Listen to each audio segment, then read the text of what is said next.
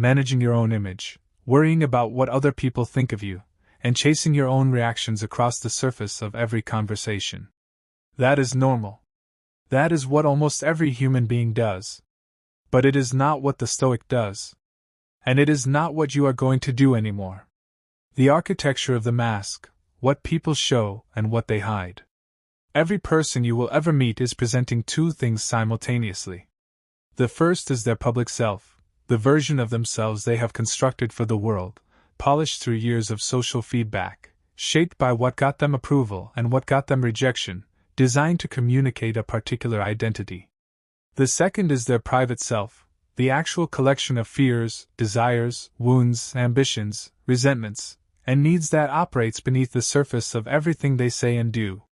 Reading people is the art of seeing the second through the first. Seneca wrote that a man who had studied nature carefully could read the character of another person the way a physician reads symptoms, not by what the patient says is wrong, but by what the body reveals despite what the patient says. This is an extraordinarily precise analogy.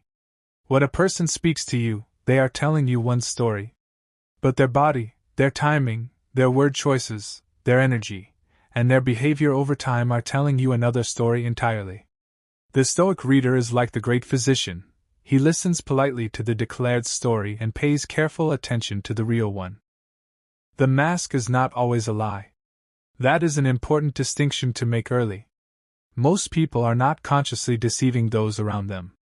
Most people's masks are the product of survival, the social adaptations they made in childhood and adolescence to navigate the world around them, and which have hardened over time into automatic patterns of behavior.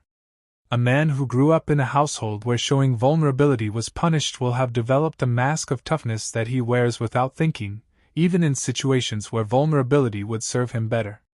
That mask is not dishonest in the moral sense.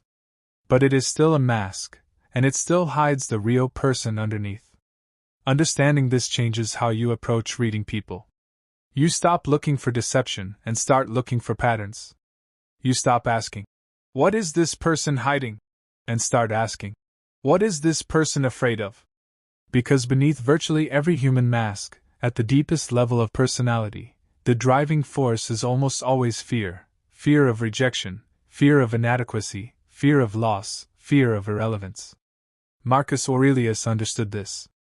He wrote that when he felt anger towards someone who had wronged him, he would remind himself that the person acting badly was doing so out of ignorance and fear, and that the appropriate response was not rage but pity, and then action.